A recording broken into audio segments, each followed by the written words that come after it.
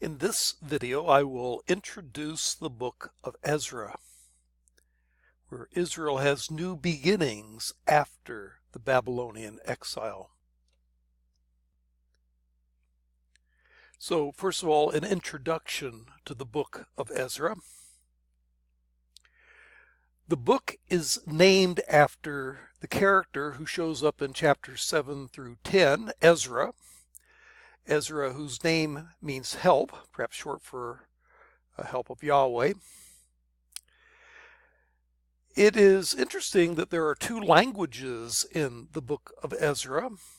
Part of the book is written in Hebrew, but there's some parts, particularly in Ezra 4:9 through 6:18, and also 7:12 through verse 26, are written in Aramaic, and it jumps into Aramaic when it starts sending letters to and from Persian officials, and that's the occasion for switching languages, since Aramaic was the international language of trade and diplomacy.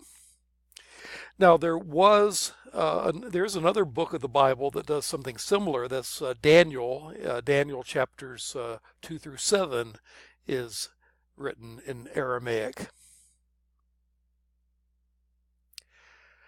An important question with the book of Ezra is its relationship with the book of Nehemiah. According to Jewish tradition, Ezra and Nehemiah are to be reckoned as one book. This is true in the Hebrew Bible, where when they count verses in a book, at the end of each book they count how many verses are in the book, and they count Ezra and Nehemiah as one. Rabbinic tradition and Josephus also count Ezra and Nehemiah as one book, and in Jewish tradition it was said that to have been written by Ezra.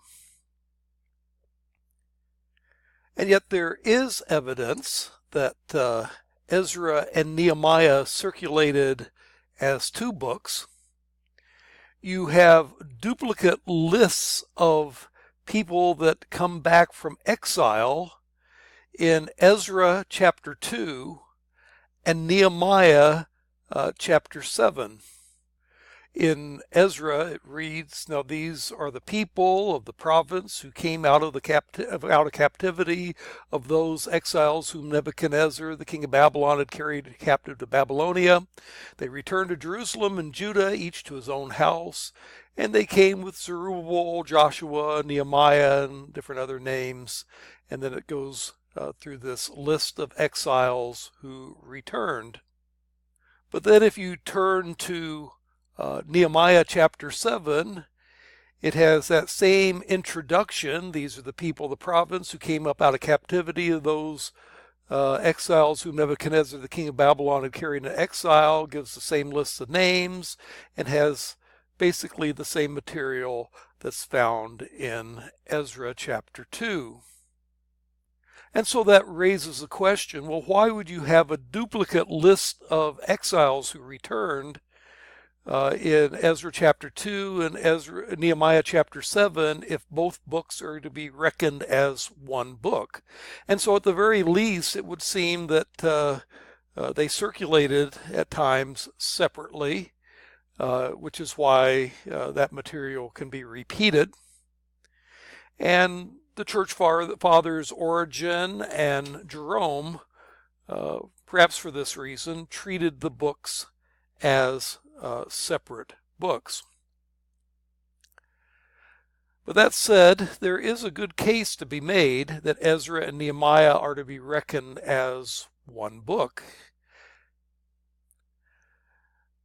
Part of the issue in terms of the book too has to do with narration style. Mostly Ezra is written in third-person narration, which talks about what's happening in the book, and that includes Ezra chapter 7, 1 through 10, and Ezra chapter 10, 1 through 15, where it talks about what Ezra said and did. But then it switches in Ezra chapter 7 and verse 15 to first-person narration, in which Ezra talks about what he said and did. I quote one verse here, Ezra chapter 8 and verse 15. I, Ezra speaking, gathered them to the river that runs to Ahava, and there we camped for 3 days. So sometimes you have third-person narration about Ezra, and sometimes Ezra speaks in first-person narration. This, I think, is to be best explained by positing that whoever wrote Ezra and Nehemiah had sources of information that he used. One of those sources would be autobiographical material from both Ezra and from Nehemiah, in which it essentially quotes from the memoirs of Ezra and the memoirs of Nehemiah. And that will be in first-person narration. Ezra talking about himself and Nehemiah talking about himself. Other sections are in third-person narration. That would be the narrator speaking. And the narrator would also use letters and edicts to and from Persian kings, and lists of various sorts, lists of persons or things that are brought back from exile, which we see in Ezra chapter 1, things brought back from exile, and Ezra chapter 2, persons who returned from exile. As far as the authorship of Ezra and Nehemiah, then, again, Jewish tradition ascribes it to Ezra, who writes autobiographically at points, and certainly the autobiographical sections are to be ascribed to Ezra. But the problem is that if Ezra and Nehemiah are to be considered one book, Nehemiah gives a list of those that ascended to be high priests, and it ends with a certain Jaddua, who, as you calculate the timings, probably became high priest around 400, whereas Ezra returns from Babylonian exile in 458. And it's a little dicey whether Ezra would have been alive by 400, 58 years after returning from exile. Moreover, as far as first-person narration goes, Nehemiah speaks in first person in parts of the book of Nehemiah too. Other parts are third-person narration about him. And so even if you posited that Ezra were the author of Ezra and Nehemiah, he would have to be quoting Nehemiah's memoir at points. Others would say it's some unknown editor, and some speculate it might be the same editor that wrote the book of Chronicles, the so-called chronicler. And according to this hypothesis, the chronicler or some other editor took the Ezra memoir, the Nehemiah memoir, the lists of things and persons that came back from exile, the letters to and from Persian kings and edicts by Persian kings, all of which, by the way, certainly existed before the book of Ezra and Nehemiah were written, and took those materials and wove them together into the books of Ezra and Nehemiah.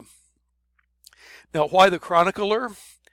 Well, it turns out that if you look at the end of 2 Chronicles and the beginning of the book of Ezra, they're identical. As if Ezra and Nehemiah is continuing the story that was told by 1st and 2nd Chronicles. And so there's certainly a conscious connection made between Ezra and Chronicles, and it's possible that the same editor is responsible for both.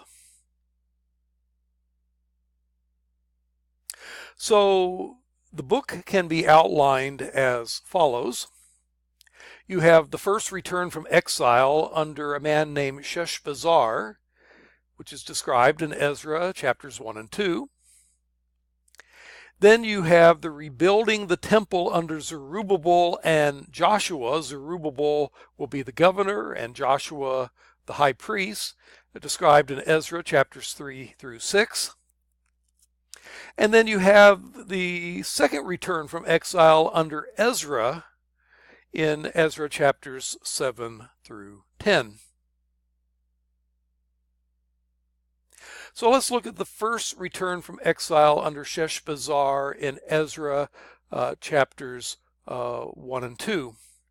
And it begins with a decree from Cyrus, king of Persia, allowing the Jews to return from exile. And this is the decree. In the first year of Cyrus, king of Persia, that the word of the Lord by the mouth of Jeremiah might be fulfilled, the Lord stirred up the spirit of Cyrus, king of Persia, so that he made a proclamation throughout all his kingdom, and also put it in writing. Thus says Cyrus, king of Persia, the Lord, the God of heaven, has given me all the kingdoms of the earth, and has charged me to build him a house at Jerusalem, which is in Judah. Whoever is among you of all his people, may his God be with him, and let him go up to Jerusalem, which is in Judah, and rebuild the house of the Lord, the God of Israel. He is the God who is in Jerusalem. And let each survivor in whatever place he sojourns be assisted by the men of his place with silver and gold, with goods and beasts, besides freewill offerings for the house of God that is in Jerusalem. And here's a very important decree by the Persian Emperor Cyrus, who allows the Jews to return from Babylonian exile and begin rebuilding the temple. And he even ascribes it, the narrator describes it, that the word of the Lord through Jeremiah might be fulfilled. A little bit more about Cyrus. Cyrus was the king of Persia initially. He became king of Persia in about the year 558 BC. Persia is modern-day Iran, particularly southern Iran. But it turns out that he conquered his grandfather, Astyages, king of the Medes, in 550. The Persia was actually subservient to the Medes, and Astyages had married his daughter into the royal family of Persia, and she became Cyrus's mother. But anyway, he fought his grandfather in battle, defeated them in 550 to become king of the entire Medo-Persian Empire. And the map shows how large that empire grew at its largest extent. He went on to conquer Babylon. Babylon under its king Nabonidus and his son Belshazzar, who's also called king. It was in the month of October of 539 BC that Cyrus conquered Babylon and therefore took control of the entire Babylonian Empire in addition to the previous Medo-Persian Empire. Now, why did Cyrus allow Jews to return from exile in Ezra chapter 1, 2 through 4?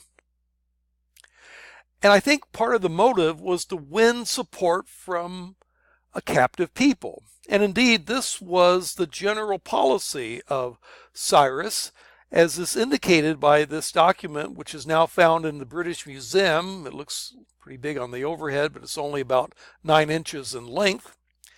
But it's written in Babylonian cuneiform, and in this document called the Cyrus Cylinder, it says that Cyrus was welcomed by Babylon as a liberator from their king Nabonidus, and that the god of Babylon, Marduk, gave him victory. And he allowed moreover allowed various captive peoples to go home and rebuild their sanctuaries, and he returned to them their national treasures.